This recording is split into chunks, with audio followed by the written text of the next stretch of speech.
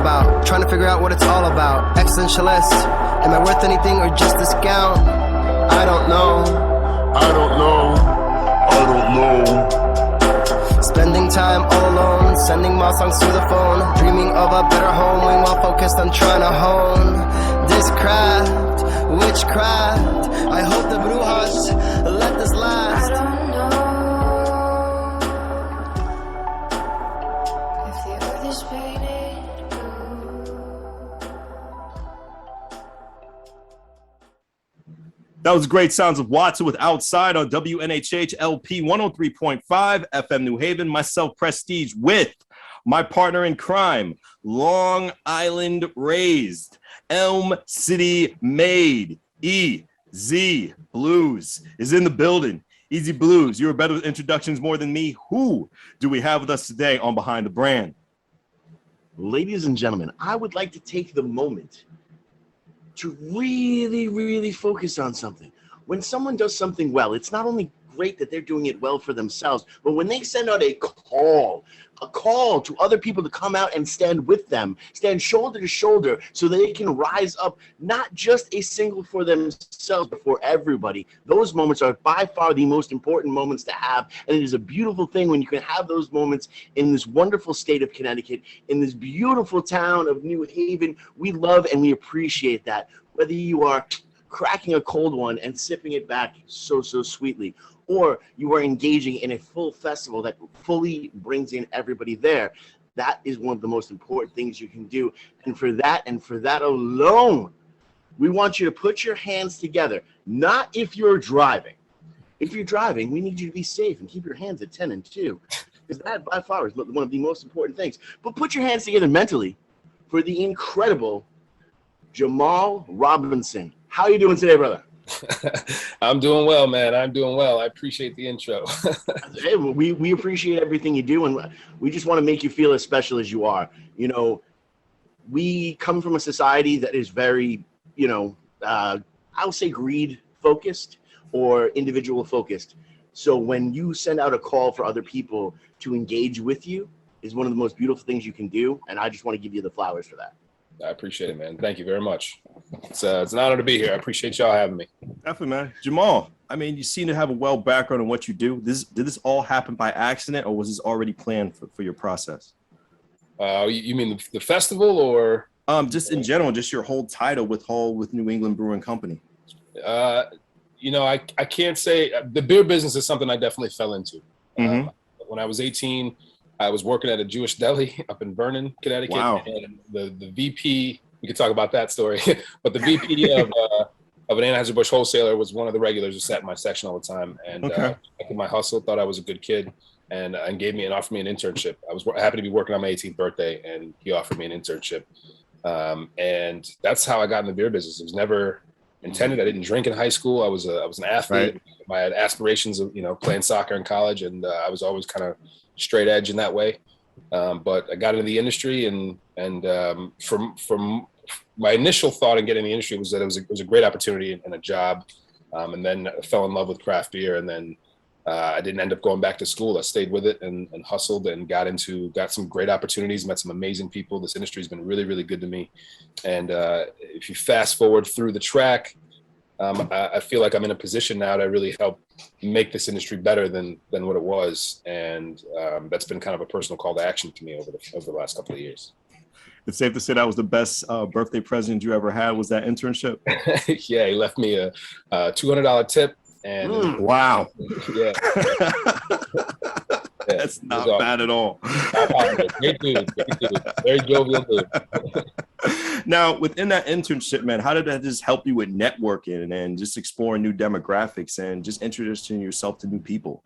Yeah, I think, so my mom, the reason I was working at Ryan's Deli, which is obviously a very white space. My mom moved me out of Newark, New Jersey, to provide me with opportunities. So her mentality was, the opportunities don't exist here. I need to take my son to a place where there are opportunities, and that is white spaces, especially when you're talking about the early 90s. So being in that space is one thing, going to white schools and learning to identify with myself. My mom was always, Jamaican raised and being like, you know, this is who you are, but these are the rules that you have to follow. This is the world that you live in. I think now working in a white space in that way, outside of a deli, but really in a professional space where I was the youngest person there by far, brought me out of my shell in a different kind of way. Confidence and being able to speak and talk and network and communicate with people and then be taken seriously was vital, just in society in general, but definitely in that workspace. And then once feeling like I had some grounds to be confident in what I was saying, what I was talking about, I think it gave me a lot of free confidence to be comfortable in myself in that way, and then just work. I think my personality and work ethic have been vital. But the relationships, this business is a very relationship driven business, as I think most businesses are. I found myself in a lot of ways, it's not so much what you know, but a lot of who you know and how, and to get to that place that makes the what you know valuable, you know. Easy. I see your finger going up, man. There's a light bulb top of your head. Say what you're about to say. Oh yeah, no, it's a beautiful thing, and what I love about the stories in particular is you came from the industry, you know, the corporate aspect of the industry, and now you're dealing more with the craft aspect and, you know, the independent business aspect of it. What was it like to make that full transition, going from the corporate life to the more independent life? Yeah, it was about, you know, working with Anheuser-Busch, I think in a lot of ways taught me marketing, it taught me salesmanship and the basics and the foundations of the industry. But then when I started getting into craft beer, I got a position through Anheuser-Busch that was basically a position that nobody else in the company wanted. There was a lot of old school Budweiser guys who just wanted to sell Bud, stack them high, let them fly kind of mentality. And craft beer was very, very new. And Anheuser-Busch saw the writing on the wall in a lot of ways and was throwing a lot of new innovative products, craft beer-like products at the wall, innovative liquors and so forth. And they wanted one person at every distributor to be focusing on this thing. So they took that person that was chosen at each distributor and sent them to all these marketing and training classes and beer classes, like craft beer classes. And at the time I was only 20. I wasn't old enough to actually sample the product, but nobody else at the company wanted the job. And I wanted it because it was an opportunity more than anything. It wasn't even so much that I was so passionate about beer, but I just wanted an opportunity to do something more than I was. So I took that position, but then in those trainings, not being allowed to actually sample the beer, but needing to pass the sensory training and the marketing training was vital, I think, because it gave me a real appreciation for beer in general now. Now it wasn't just like this thing I was selling. I was like, wow, this bare knuckle stout really does smell like roasted coffee and malts, and now I can smell the hops, and it gave me this different kind of appreciation that kind of sparked a fire and a passion.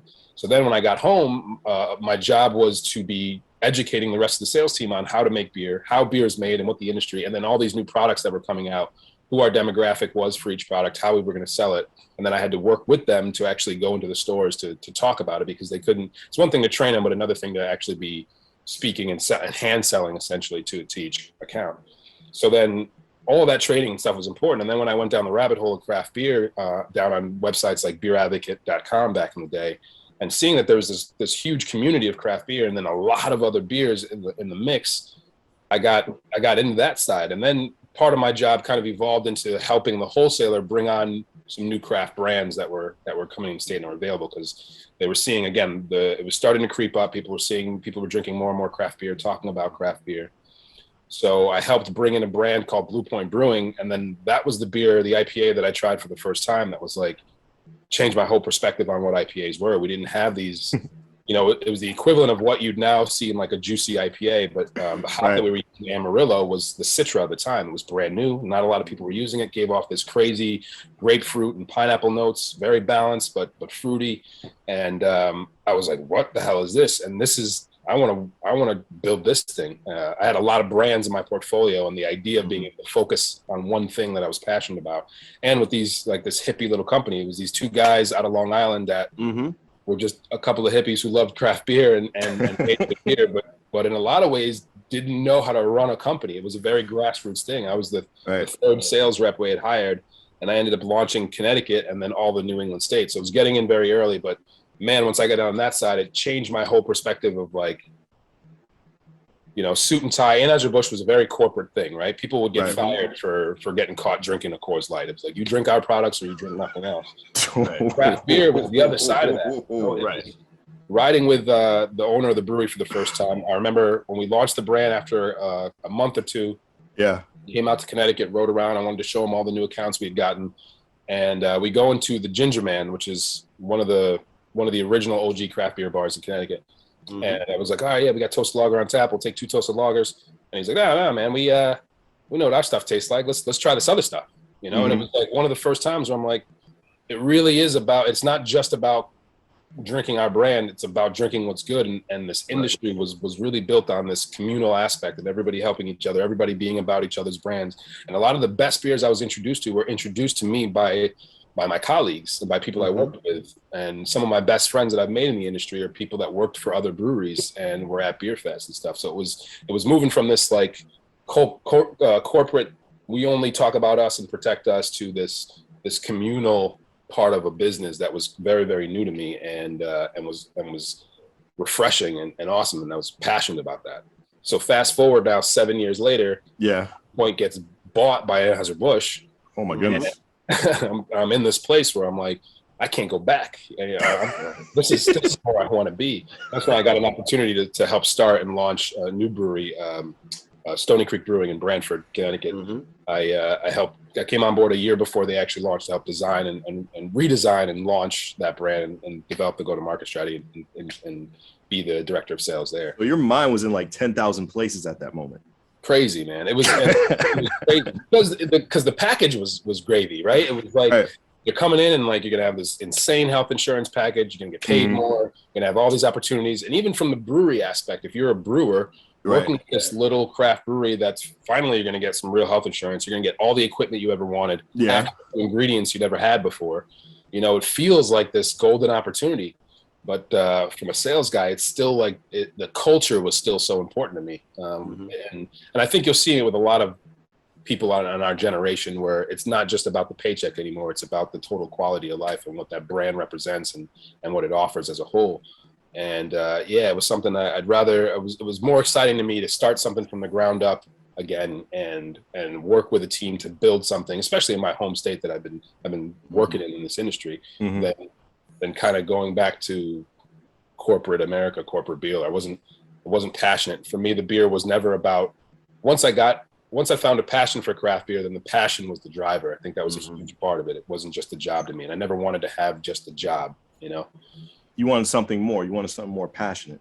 Yeah. Something that, you know, when you wake up and you give up all your weekends to be doing all these events and festivals and hosting events and traveling around the region and stuff, you need to be passionate about that gig. Otherwise it will burn you out pretty quickly. And I say that to every sales rep I've hired this is not a 9 to 5. This is a lifestyle. This is a culture. And you've got to be passionate about that in a very honest and organic way. Otherwise it's a tough gig. It's more demanding than most. Now, throughout this entire journey that you've been telling myself and Easy, when was that moment where you just stopped and realized that it wasn't work no more? It was a lifestyle. I think it was probably my first or second year at Blue Point, when realizing just now being fully engulfed in the craft side of it from different angles and meeting all these people and being a part of all these events, and then seeing a brand that no one had ever heard of, to now being at a beer fest and having a line, you know, that felt like it was a mile long, that everyone's like, so now you get this gratification of building something, you know, you feel like you're gaining traction and you're building something, and everybody coming up is excited about the beer, and you know the beer is good. So you're excited to tell people about how good the beer is. And for me, that's when it was like, man, I got one of the best gigs in the world, you know, and at the time I was 22, you know, so it was like, especially for a 22-year-old, it was, it had to be such an enriching feeling. Yeah, the most. My friends were just graduating college, you know, just starting to get into real working corporate America, real working America. And I've been in it for a while now and had this different perspective and this different kind of mentality. And it awarded me opportunities to do things like buy a house early and you know, think about things in a different way that I might not have been able to if I was, you know, $60,000 in student loan debt at that time. You know? That'll do it. That'll do it. Now the art point of selling to the average person, because like when you mention an IPA, I'm just gonna give it out like 5 years ago. People will think it's like a much harder taste, but a lot of people don't know. To the average person, there's numerous flavors out there. So like, what's the hardest point of just selling the product? Because the IPAs can go from, you know, the hard taste that you want to the nice, elegant taste, and that didn't go smooth all the way down. So just explain that to me. Yeah, I mean, again, there's what most people don't like about IPAs is the bitterness, because obviously IPAs are very hop forward, and hop bitterness is what balances out all that malt sweetness. Like when you originally make a beer, you use barley malt, you extract sugars and flavor from barley malt, and then it's a very sweet product. So you counterbalance that with the hops. Now, when you're talking about an IPA, especially, I think what the things that made IPA so much more approachable to a lot of people, because I didn't like IPAs originally either, until I tried Hoptic Illusion from Blue Point that had this new hop that was Amarillo at the time and was citrus and grapefruit, and gave off these different flavors that were recognizable to me, right? You know, especially even being, you know, with a Jamaican background, grapefruit is something we always had in the house. So that flavor was like, this is delicious. What is this? You know, and maybe a lot of people don't necessarily have grapefruits or eat grapefruit like something like that. So it might not be a very familiar flavor. But I think now when you talk about the brands like Treehouse and this New England IPA standpoint, where you're getting a lot of orange juice and citrus and pineapple flavors that are very approachable and very and has leveled out the bitterness. I think that's why New England IPAs have gotten so popular, is because you've got a lot of fruit forward flavors and aromas with much more subdued bitterness. And it's usually the bitterness that people don't like. And Hoptical was one of those first beers that I was like, the bitterness was at bay for the first time for me with IPAs. And then when I can approach it that way and start to pull out flavors, and then obviously being through a lot of sensory training, it allowed me to appreciate and kind of build a palate towards the need for that bitterness. Now I like then after that, I was like, man, I really need a West Coast IPA. I need more of that bitterness, because personally, I don't drink a lot of New England IPAs. They're too sweet, and there isn't that balance. They're not refreshing enough, you know, for me with that counterbalance. But with a lot of people, it's the bitterness at the first that people don't like. So it's about trying to educate, and that's a huge part of why I'm so passionate about something like Changing the Air Festival, because craft beer spent a lot of time and energy educating people on beer, right? About what beer is, how it tastes, the different varieties, different styles. And then you go to a beer fest and you have all these different styles and kinds of IPAs. So you can find the IPA that you like and don't like. And you have all these different other beers. And it was only marketed and kind of built and set up for one demographic. So when we talk about diversifying the industry, we have to do the same thing that craft beer did for a white demographic, but do it for a black demographic, or for a demographic of color, of any color, really, not just black. And then kind of being intentional about that. So that's where now, if we're trying to educate, I think education's been the biggest part of it. When I first got into it, going on beeradvocate.com and educating myself, getting excited. And just like anybody else, you know, when you get excited about food, or you get excited about whiskey or wine, you want to learn, you want to know the differences. You want to try all kinds of things and figure out what you like. And I think that's very normal for any people, any human. Now, when did this idea spark for the Change the Air Festival? Was it just your own idea entirety, or was it a team? Definitely the team. So it started with back in 2020, you know, for the first time, I think in a long time, certainly in my career, and I think for a lot of people, you had time to think, right? You really did. 2020 was definitely a time to think. Yeah. Time to think, time to process, time to be. And I found myself, we split our company into two teams that worked opposite weeks. We didn't know what COVID was going to be. It was very early on in COVID. So for the first 3 months of that whole process, we split our company into two teams. We worked opposite weeks, and we essentially had every other week off in a lot of ways. Like, you know, there's only so much you can do from home in this business, especially if you're a brewer, et cetera. So I found myself with a lot of time to think, a lot of time to, that was the first year I started working on my garden, my homestead project.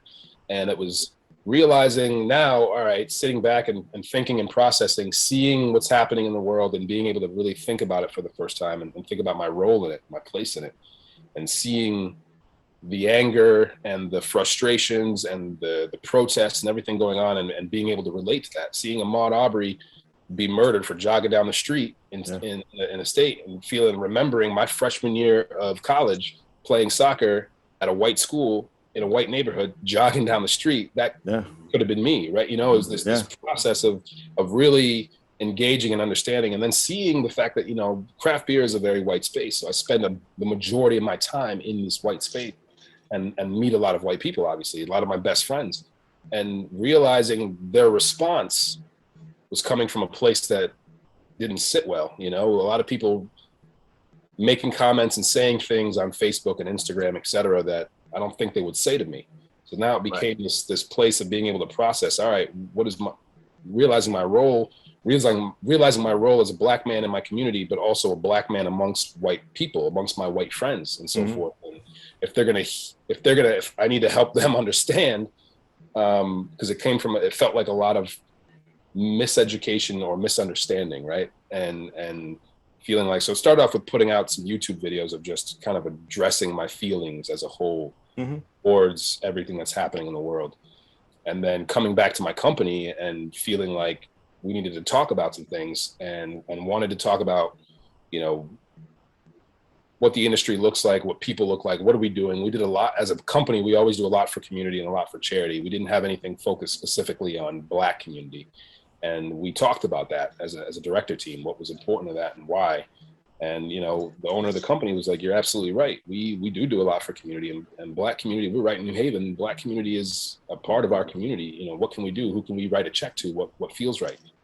And with me, it was like, let me think on that for a sec, because I don't want to just write a check. I want to do something, you know, I want us to do something. I want it to be a part of our culture and who we are.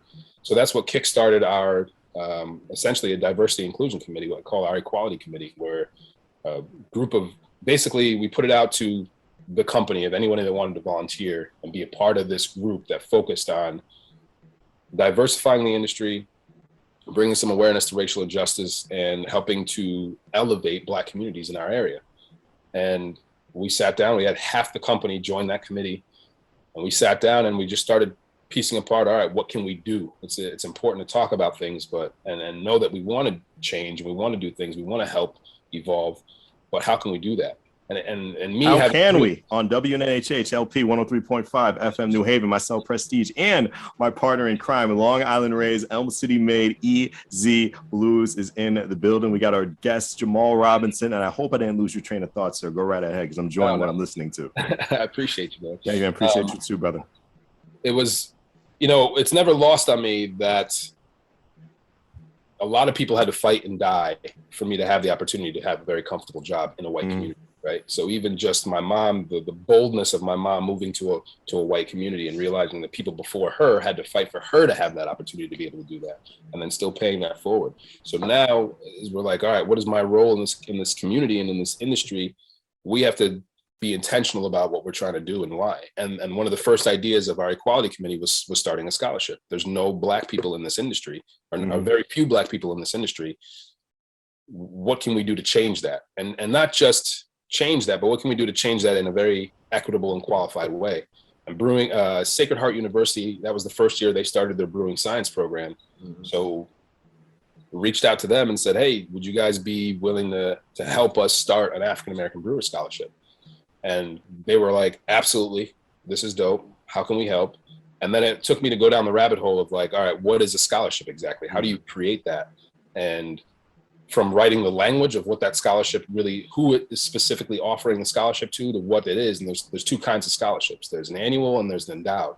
So the annual being one that we write the check for every year, and it's a $15,000 program. So it was important to me and to our team that like, all right, if we're going to cut this check, we're talking about people leaving an industry that they might be in to come into an industry that they might not know a whole lot about or be in fully. $15,000 is a real number, and 11 months, the 11-month long program is a real time commitment. So we have to be honest and realistic about, we're trying to evolve a demographic to come into an industry that's never really been a part of Black culture. To take that leap of faith, then we're gonna have to write a full scholarship and make sure that this is that's a weight that's taken off, that people can really focus and be a part of this thing. So we started writing that annual scholarship, but then realizing that there's this endowed scholarship piece where we could build something that lasts forever, like beyond our brands. As long as that Brewing Science program exists, an African-American student would be going through that program every year. But that also meant we had to raise $250,000, $250,000 to $300,000. And then it was like, man, sitting back and feeling like raising $250,000, is that the best way to spend that money when we talk about elevating Black community? And can we do something better in Black communities with all that money? Because it's going to take a lot of time and energy to raise all that money. We set a 5-year goal. But then I think about craft beer as an economic impact in this country, $83 billion and climbing in just craft beer, which is 12% of the beer industry. 12% of beer is craft beer, and craft beer is $83 billion and climbing. And I feel like, and I look at what the social impact is. You talk about the climb that this has had on American culture in terms of people being a part of craft beer, then I'm like, man, this is 100% dollars well spent, because that's $83 billion that people of color represent less than 1% of. And it's not just about getting into it because it's fun, but it's about that economic impact. It's about building legacy and about building generational wealth and building opportunities all the way through. And not just those who work at a brewery, but also those that are the food trucks at that brewery, those that are making the apparel for those breweries, those that are servicing and selling the ingredients and the glassware and the bottle caps and the cans, and all the residual income that comes from the entire industry as a whole. So then it was like, yeah, let's do this. This is money well spent. This is energy well spent, especially when I look at, I've never been a political person. I've never been an activist in that way. So this is a way like, okay, I've got a role and a leadership role in this industry. This is something that I can really help impact in a way that doesn't just impact the industry, but also impacts community, Black community.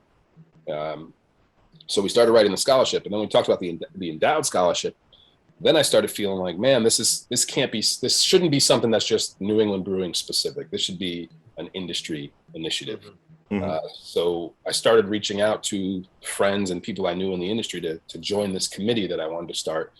Because one of the things I've realized about myself in the last several years and moving into directorship and management is that I'm a better version when I have collaboration, right? When I can feed off of other people and people feed off of me, and we can inspire each other. Honestly, that's how you do it.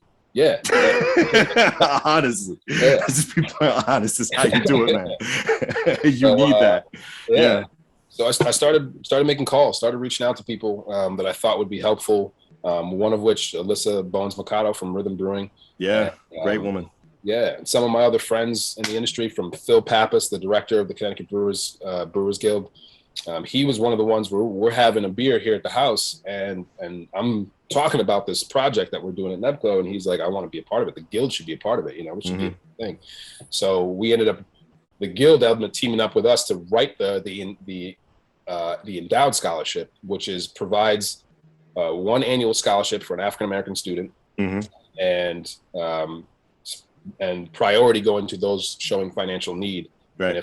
And if none in Connecticut fit those descriptions or have applied, then we can open it up to the region, and then from the region to the country. But really try to focus on Connecticut first. But then if nobody applies and we don't have that person, because realizing too, you got to be building, and that's a big part of where the foundation gets, the festival gets into that. If we want to diversify who's brewing beer, we also have to diversify who is drinking beer, who's in the scene, who's in the culture. So as a committee now, we've got this committee, we're rocking, we're talking about fundraising ideas. And our first thing, because it's so easy, is a golf tournament, right? Every foundation throws a golf tournament. It's easy, a golf tournament, we can do that. And then we started talking about like, man, golf tournaments are expensive to throw. And they're not even that inclusive, right? You're walking around with a foursome of people. You're not really socializing with a group of people. You're not doing anything. And then it's so open, yeah.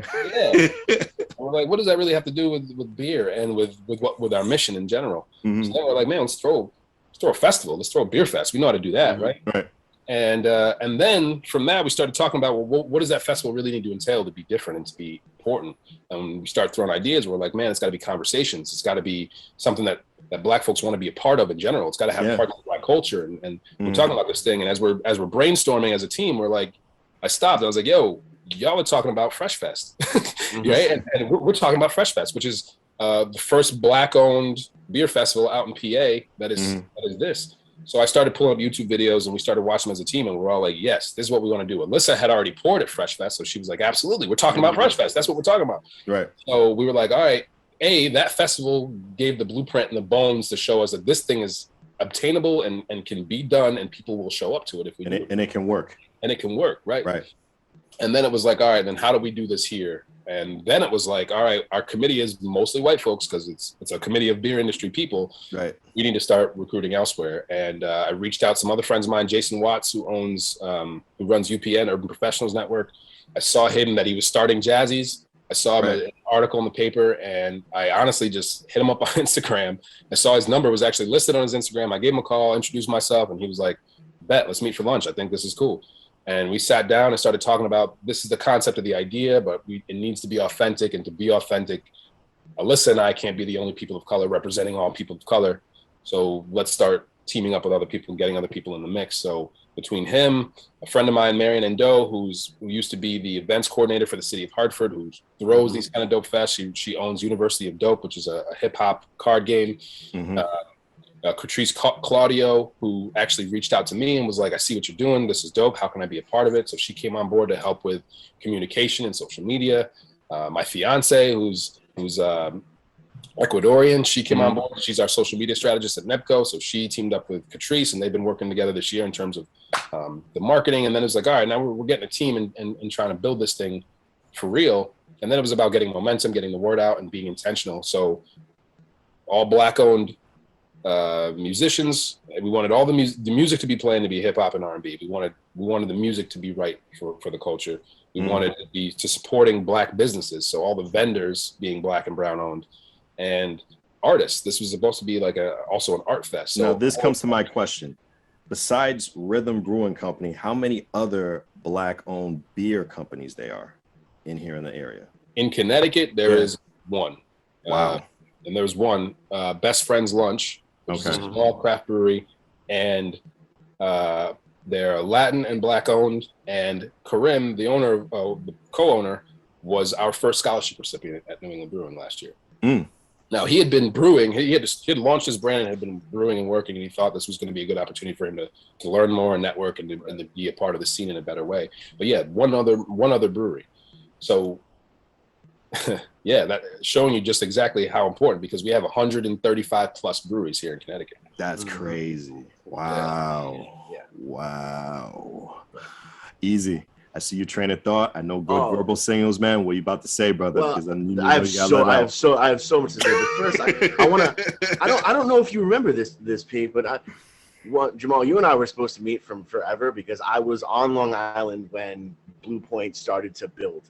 And then when they wound up getting picked up and getting that, Anheuser came through, we're like, yes, local boys made good. This is going to be great. This is going to be incredible. And then you also, coming from the punk rock aspect of it, you had those other people that were like, oh, man, they're going to sell out. And it's going to be ridiculous. And I love the fact that you kind of talked about that whole aspect. The other thing, Pete, do you remember Vetstock, the last Vetstock we did? It was at Blue Point. It was at Blue Point? Was it like 2017, 18, I believe? Wow. Time so flies. you were there. you were in the spot, bro. So just how connected we all are, I think, is a big but I really, to break down the numbers that you were breaking down, you talked about $83 billion for 12%, and then you really broke down there's two people of color owned brewery out of 163. What is it like to continue to push forward and to really call? Because all the work that you're doing is absolutely incredible. How do you keep it going? Because it seems like you're almost dealing with insurmountable odds. And a lot of that can break people. And I know, especially coming through the pandemic, where everyone, yes, we've had that time to think, but sometimes we've had a little bit too much time to think. And those thoughts can start to beat up upon you. How have you been able to maintain your mental health as you're going against this huge battle? Yeah, man. You were not wrong. It is exhausting in a lot of ways. The festival itself is exhausting, in terms of throwing a festival, because it's not just calling a bunch of people to be a part of this thing. It's really trying to be authentic about this thing and trying to do it in the right way and trying to offer an experience that is specifically and intentionally focused towards people of color, but you want everybody there to feel comfortable. You don't want to create another isolated event. On top of the fundraising, raising $250,000 is a heavy lift. And I feel very responsible for hitting that goal, because I feel like I spearheaded and got this thing going. And then it's like that I need to make sure that it happens, whether I have all the participation and all the other, like, I feel like I have to understand that not everybody's going to be as passionate about it as me, even though they think it's a good thing and want to be a part of it. And I put it on myself to make sure that we hit this goal one way or another. And that might be just my DNA, or that might be, you know, the salesman in me or whatever. But it has taken a lot where I've had to step back and be like, I need balance. This building this homestead. So I'm an avid gardener, and 2020 was the first year that I was able to focus on building this big garden and this self-sustainable little urban homestead here in New Haven. I live over in the Morris Cove area. And, I've got a half acre here, and we've got chickens, we've got a barn cat, we've got a huge dog. We do all these things, and try the next step is bees and water retention. But that has been a huge part of my mental. Hold on, you said bees? Yeah, that's the next step. Oh man, you're a braver man than me. But go continue. He was just about to be like, "Yo, when can I come over?" And then you said bees. He's like, "I'm good. I'm good." But yeah, so the gardening aspect of that is something that like, I need this in my life because it levels me and it helps me keep me calm in a lot of ways. There's also a space at the house here that we built. We call the Zen Den. Before I started the scholarship. And got into this aspect. This is pre-2020. I got into mental health in a lot of ways. I got into therapy for a few years, realizing how important that is. I focused on mindfulness and mental health. I think as a society, we spend a lot of time trying to look good naked, right? We try to work out, we try to eat right and try to do these things. And we forget the fact that our brain is the most important muscle in our bodies and really dictates who we really are as a whole. And especially being a Black man, mental health is not something that comes instinctive to our culture, right? It's you don't talk about your problems. You deal with what you got to deal with. You bottle it up and you keep it moving. Pretty much. And that is the most unhealthy thing possible, especially when you really step back and focus and understand what mental health is. So there's been a level of me focusing on mindfulness and mental health before starting this project. And then during this project has been like the most in helping me like remember to balance. So even after the festival, I'm taking 2 months off to just refocus and get clear again, get charged again, and do it. And we're at just about $100,000 in 2 years. You know, so it's been a heavy push. On top of that, we started a foundation because realizing the way some of the liquor laws has changed. And that it's great to get people brewing beer, right? To get more Black people in brewing beer. But in reality, we're being honest, most people that work at a brewery are not brewers. Most of us that are in the beer industry are not brewers. I've been in the industry for 18 years. I tried home brewing, not my bag. Not something I'm good at. Very easy to make beer. It's very hard to make good beer. And very true. You know, and it's very easy to drink both. Exactly. So it was also about, if we are going to diversify who's drinking beer, diversify who's brewing beer, we need to create other opportunities in this industry that are not just brewing, you know, sales, marketing, and internships, and tap room, and just getting into the space and creating new spaces so that getting into the industry, having to be in a white space is not the only way to get into this industry. So creating these new spaces needed to be important too. So that's when we started our own 501c3. That committee that I formed is now the Change in the Air Foundation. This is a 501c committee that's focused on those other things. Now, after we hit this fundraising goal, we want to be able to pick up, because the annual scholarship from New England Brewing is a 5-year commitment. So we want, once we hit our goal in 5 years, that the foundation can pick up those scholarships that we keep going. Athletic Brewing actually reached out to me year one. I was on Good Beer Hunting, which is an awesome beer publication. They do a lot of dope things, but they reached out and did a podcast with me. And the owners of Athletic Brewing, which is a non-alcoholic craft beer that's taken over the country, they're going to be they're pushing almost 60,000 barrels as a non-alcoholic beer. Wow, it's crazy. But there's also this movement in our generation that's moving towards healthier options. I think a lot of people realizing, like, man, I'm not an alcoholic, but alcohol is not really good for me, right? And but I still want to be in these spaces. I still want to provide and be able to be a part of this culture. And what Athletics doing is a very cool way to do that while creating a really good product. So they reached out and they're like, man, we think what you're doing is important. We want to tack on to the scholarship and help you and make sure you're putting 2 people through the program every year. So they were like, we don't need to have our name on it. They were very humble. Like, we don't need to have our name on it. Keep it Nebco's thing. Let's just add another $15K a year. And I was like, y'all need to have your name on it because, again, it's very important that this isn't just Nebco's initiative. This is an industry initiative. And if you're Black coming into this industry or of color coming into this industry, and you only see 1 or 2 people that care about this thing, that doesn't make you comfortable, right? So it's making sure that like everybody wants to be a part of this thing, and that people coming in understand that everybody wants to be a part of this thing. So they're like, all right, bet we'll do it. So they wrote a separate annual scholarship that runs alongside ours, and something like that now has snowballed in making sure that like, all right, this is important. People are getting on board and making sure that we're doing the right thing. But we are doing the right thing on WNHH LP 103.5 FM New Haven. Myself, Prestige, and my partner in crime, Long Island raised, Elm City made, EZ Bluez is in the building. We got Jamal Robinson sipping a cup, talking about some good old beer right here on Behind the Brand. EZ Bluez, I saw the finger up and the light bulb on top of your head. What's going on, buddy?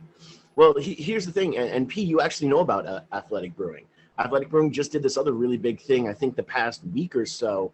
Professional wrestler John Moxley had a huge problem with alcoholism, took some time off, went to rehab, and because he's been doing so well, they're now actually one of his sponsors. They sent him like a year supply of Athletic Brewing. That's awesome. They are really about that type of thing, and I love the fact that they were able to be a part of this, because you're going to see within the next, I'll say 3 or 4 years, they're going to blow up a lot.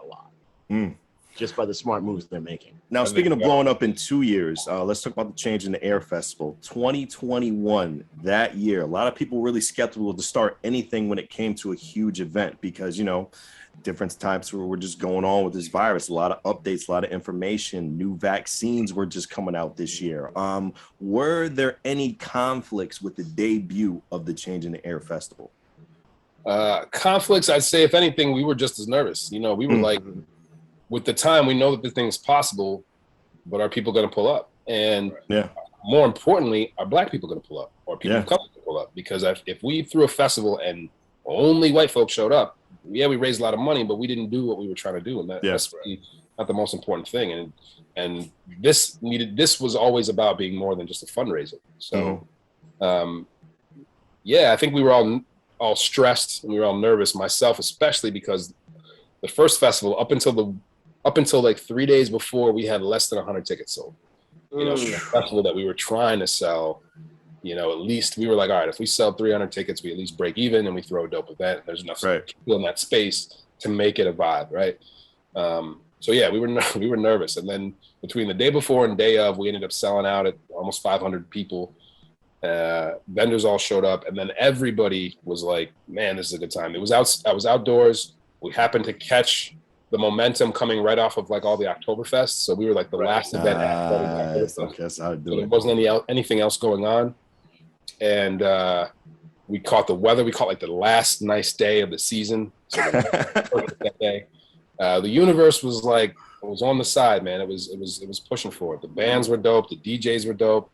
The food and the beer was all good. And we had it was something where like all the breweries were reaching out to me after and were like, this was like the most refreshing beer fest I've been to in so long. Like people were asking honest questions. People were trying to learn. Like that's what beer fest really started off as. It started off as a bunch of people not really knowing much about beer and then going to try a bunch of things and learn about beer.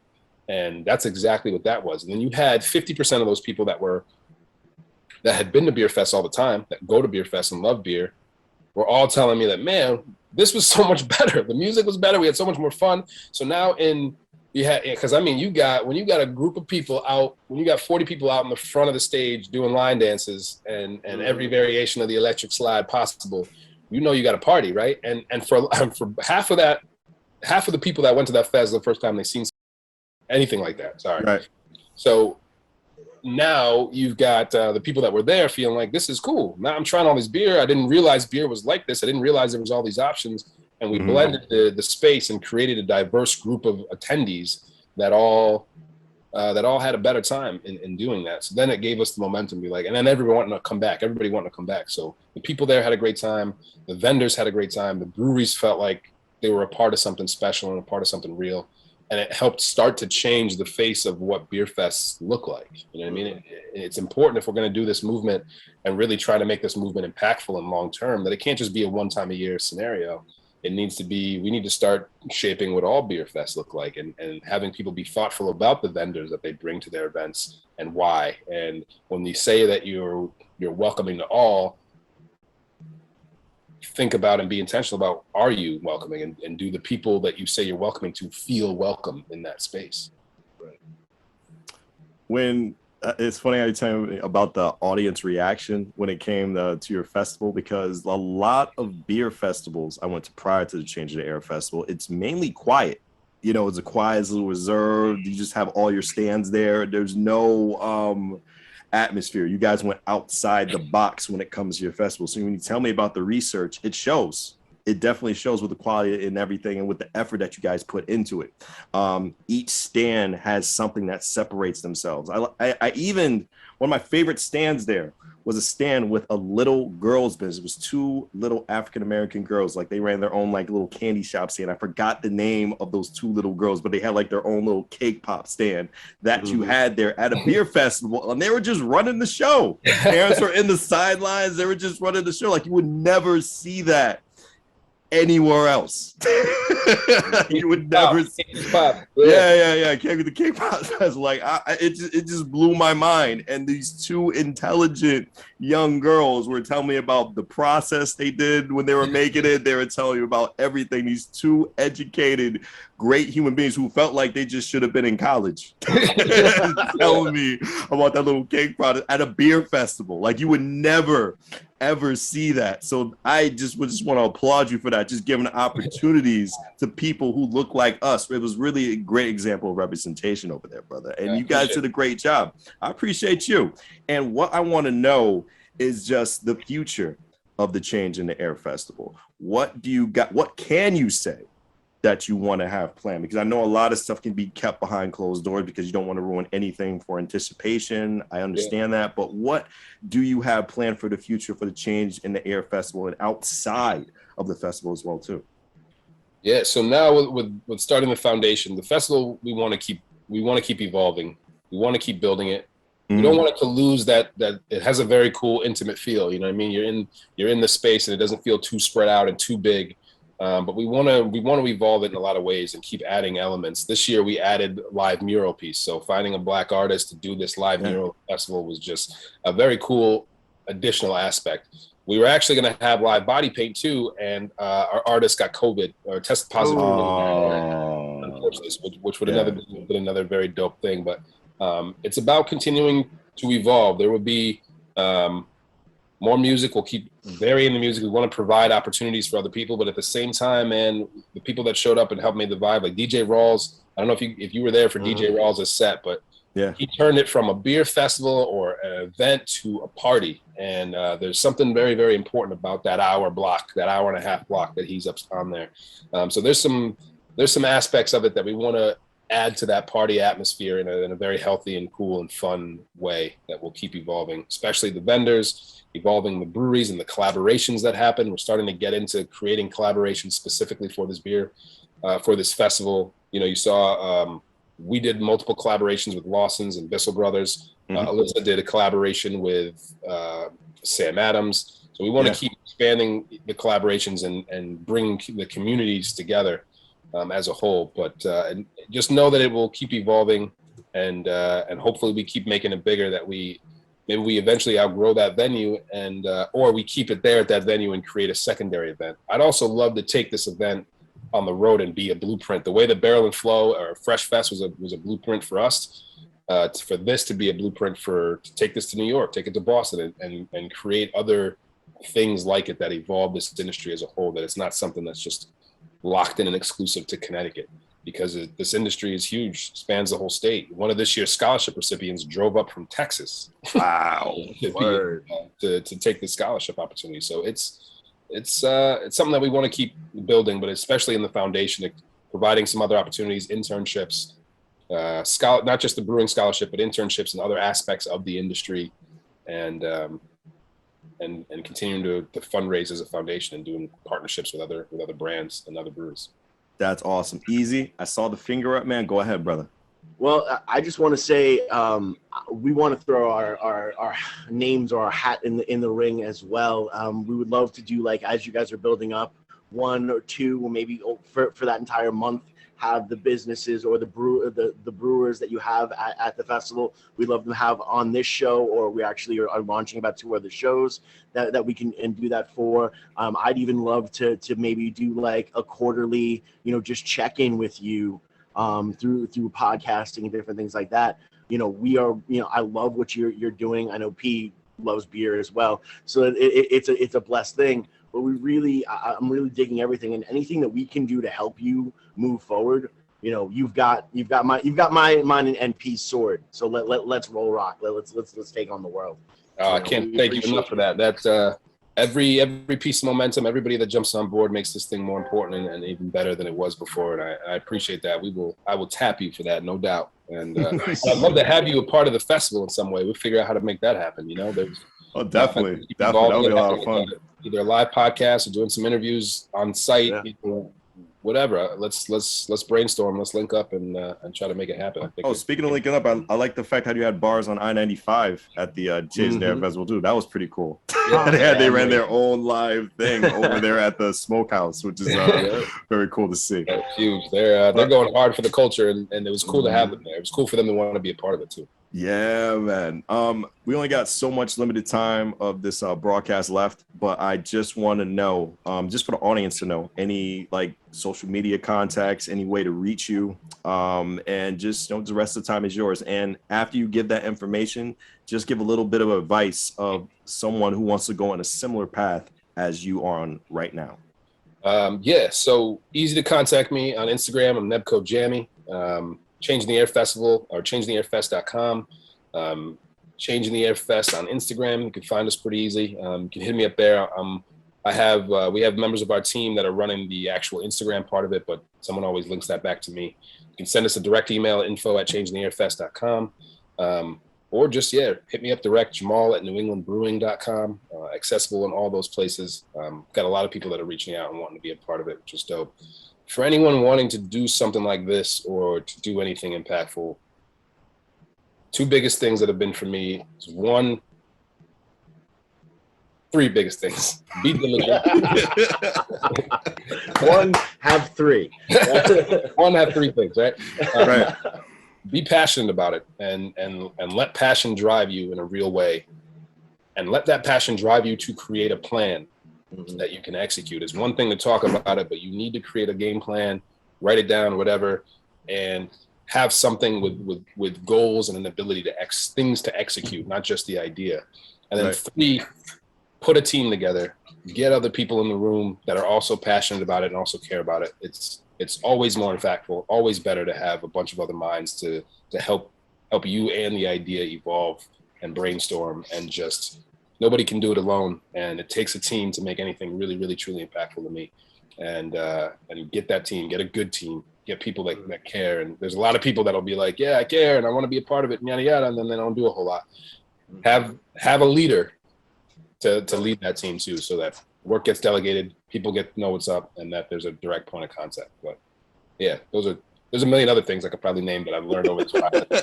Those are a couple to start with. So, Jamal, and also take care of your mental health. Oh, yeah, definitely. No That's doubt. number 4. No doubt. That might be number 1. I'm sorry. That's number 1 above everything. Okay, that's number 1 of the 4. You can't do anything if you're a mess. Oh, that is true. That is entirely true. You gotta be right up here.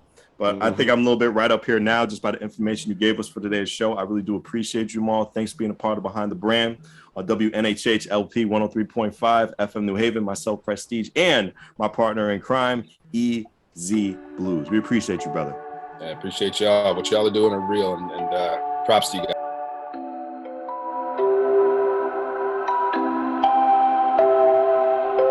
Wondering what to write about, trying to figure out what it's all about. Existentialist, am I worth anything or just discount? I don't know.